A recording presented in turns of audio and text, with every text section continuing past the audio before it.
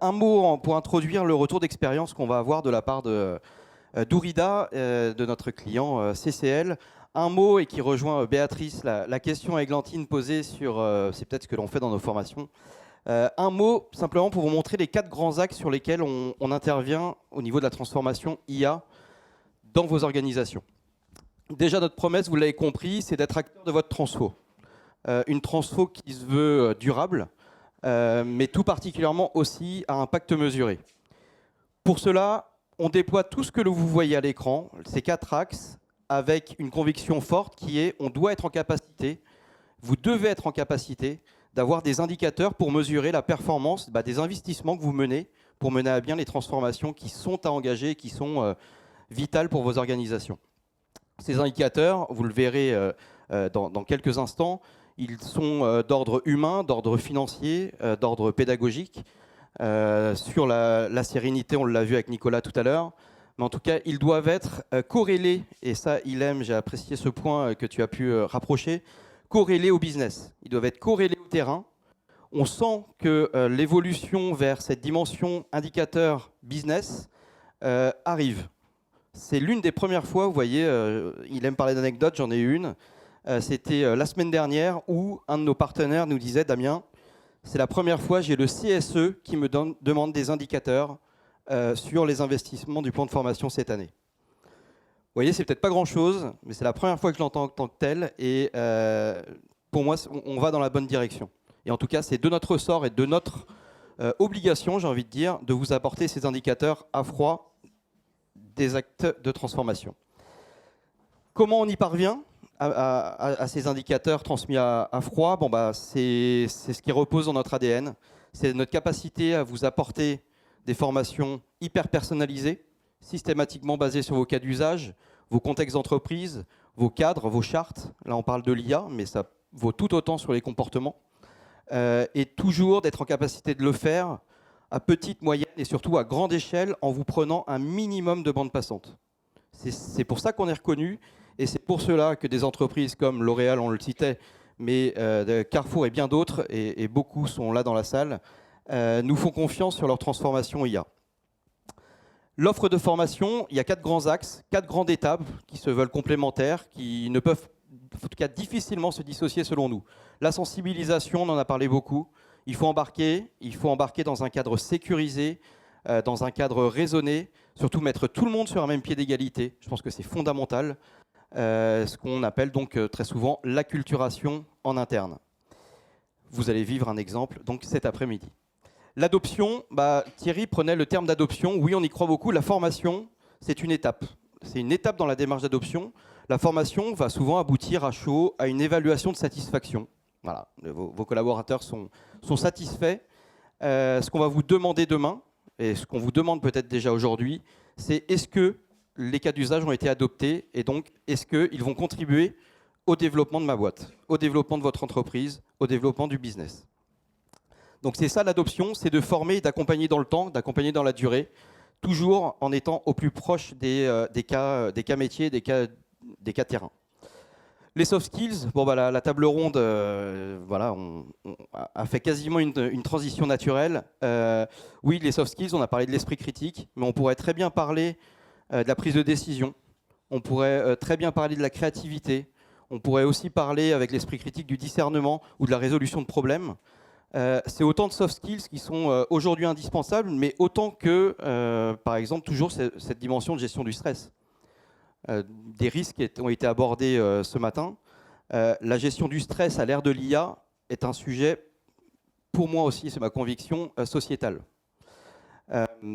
Ne pas tenir compte aujourd'hui, quand on forme ses collaborateurs sur les soft skills, de ce surplus de l'IA, en tout cas se dire, je vais former mes collaborateurs à la gestion du temps sans parler de l'IA aujourd'hui.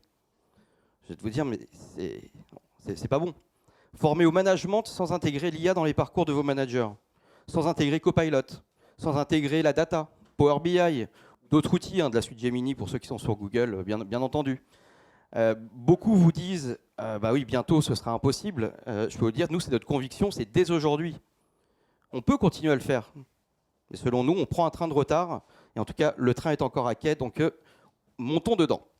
Et enfin, le leadership IA, Bah oui, ça c'est Ilem, Églantine, Simon ou encore Nicolas en parlait ce matin. Le leadership IA, c'est la gestion du changement. Clairement, en effet, les hard skills, les soft skills, tout ce terrain est chamboulé. Qu'est-ce qu'on fait aujourd'hui? On doit s'adapter. Chaque collaborateur doit s'adapter, les managers doivent s'adapter, les directions doivent s'adapter. Et aujourd'hui, tant pour les champions IA, c'est un terme qui est très utilisé, ou les référents IA, etc., que pour les managers de proximité, comme tu parlais Thierry tout à l'heure, ou autres, le rôle est fondamental dans le changement. Et ces populations sont trop souvent oubliées, peut-être que le mot est fort, mais en tout cas est trop rarement priorisées dans les parcours de formation. Et dans un parcours de transformation, c'est ce que l'on a dans c'est le 4e axe, hein, qui pourrait être mis en premier, il n'y a pas d'ordre particulier. Former les managers, c'est la clé de réussite d'une transformation. Sans quoi, et quand je dis manager, je parle aussi des COMEX, des administrateurs, des C-level, etc., etc., jusqu'aux équipes terrain. C'est un angle qu'il faut impérativement avoir, sans quoi les résistances, les craintes, les biais vont toujours se décupler, en tout cas persister. Donc vous voyez, on a cette offre pour le leadership IA, une offre spécifique. On est capable d'identifier des champions IA et bien sûr de répondre, quelles que soient les cibles, hein, COMEX, CODIR jusqu'au manager équipe, quels que soient les formats, c'est l'hyper-personnalisation, de l'inter, de l'intra, des ateliers, de l'événementiel, des masterclass, des keynotes, comme nous avons eu l'occasion de l'avoir avec Nicolas. Notre offre est capable d'y répondre. Donc à présent, Thierry, je vais te laisser la parole pour présenter concrètement un retour d'expérience qui est le cas CCL Package. Merci. Merci Damien. Alors, je vais le présenter avec Nicolas qui a mené ce projet. D'abord, je voudrais remercier Ourida qui ne peut pas être parmi nous aujourd'hui, mais merci. Bonjour, je suis Ourida, RH de CCL France.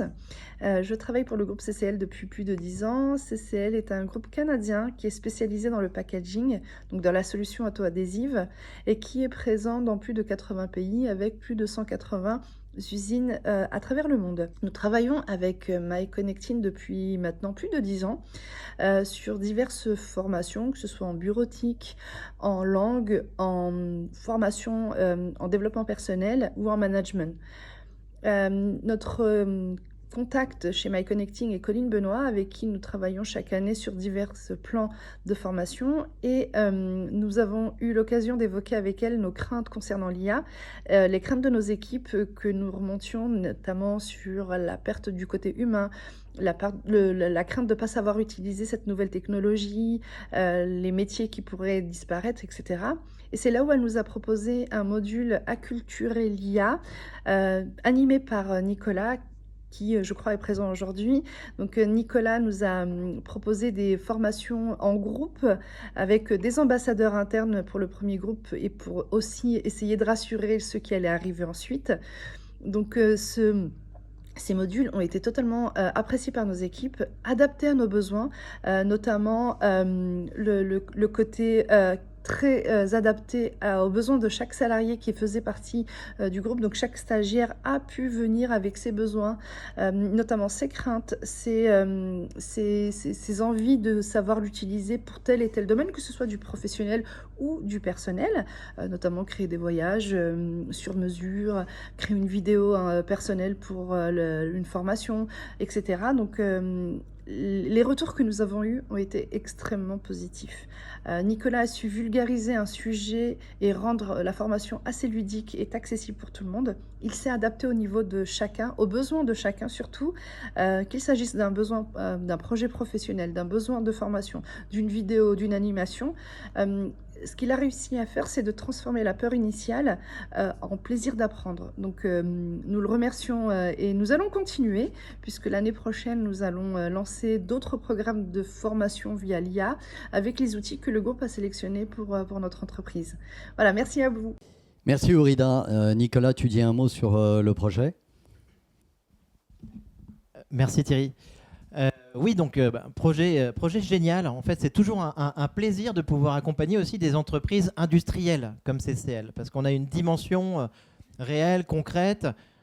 L'IA, elle va être particulièrement forte sur le traitement de l'information, donc ça, on le sait, tous les métiers du service, mais la dimension industrielle, pouvoir toucher le produit, ça nous apporte plein de cas d'usage. Et ça, c'est hyper intéressant. Il y a plusieurs personnes ici qui sont dans des marques. Je pense à Annie ou à Yves aussi, évidemment, qu'on a eu le plaisir d'accompagner. C'est des équipes à la base qui étaient un peu loin de ces sujets, qui avaient un peu peur de l'IA. Et en fait, pouvoir organiser cette formation, c'est leur montrer que l'entreprise se soucie d'eux, qu'elle veut maximiser leur employabilité, comme je l'ai dit tout à l'heure. Et au final, on fait ça, on leur apporte du confort, on les rassure et on leur permet de gagner énormément de temps. Tout ça, donc, on a formé quand même 5 ou 6 groupes, je pense. 7 groupes. Bon, merci Damien. Et donc, non, quand je vois le retour de Ourida, c'est vraiment extraordinaire. Et après, ce qui est important, Thierry, en effet, c'est de mesurer cet impact. Effectivement, et c'est justement par cette approche, merci Nicolas, qu'on va aborder ce projet CCL. Alors, juste une rapide histoire de la genèse de la mesure d'impact chez MyConnecting. Il y a 10 ans, avec les équipes, on s'est posé, on s'est dit, mais pourquoi dans les boîtes, quand on investit dans une filiale, quand on investit dans une machine, quand on investit dans un site, on fait des tas d'études de rentabilité, et pourquoi quand on investit sur le people, quand on investit sur l'humain, qui génère autant de réussite et crée autant de valeur, on n'a pas ce même niveau d'exigence. Et donc, on a commencé à discuter avec un certain nombre de clients.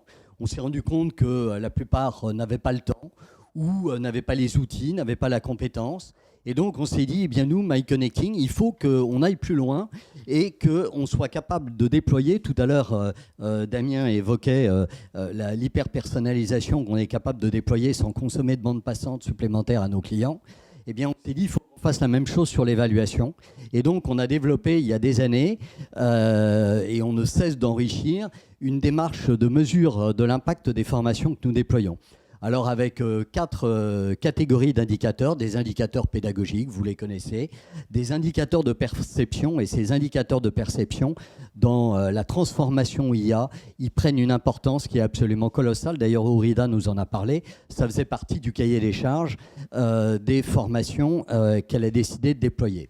Des indicateurs de bénéfices, et là aussi, ces indicateurs de bénéfices, ils sont déterminants. Pourquoi est-ce que chacun d'entre nous accepterions de changer ? Pour MyConnecting, pour L'Oréal, pour CCL, oui, peut-être un peu. Mais avant tout, parce que quels sont les bénéfices qu'on va en tirer à titre personnel ? Et la performance de la transformation, elle est là. Et donc, quand on est capable d'extérioriser, comme on le fait dans nos mesures d'impact, quels sont les bénéfices, amener un apprenant à conscientiser les bénéfices qu'il va tirer de la compétence qu'il a acquise, eh ben, c'est déjà le mettre dans une spirale de réussite. Et on sait que pour l'ancrage, c'est absolument déterminant. Et puis pour l'ancrage, et dans le cadre de l'IA, j'ai évoqué tout à l'heure les nouvelles organisations du travail, le challenge, il est là. Il n'est pas, bien sûr, savoir utiliser les outils, mais une fois qu'on sait utiliser les outils, comment les applique-t-on ? Dans quel cadre ? Comment est-ce que les managers vont procéder à cette réorganisation avec un niveau de granularité dans une transformation qui n'a jamais eu d'équivalent. Le rôle des managers, il est mais déterminant. On aura l'occasion d'en reparler. Ce premier slide, en fait, vous montre les indicateurs de perception. Alors, vous avez avant la formation, après la formation et la mesure d'impact, puisqu'on fait une évaluation à chaud. Et la mesure d'impact, on la réalise entre 1 mois et 2 mois après la fin de la formation.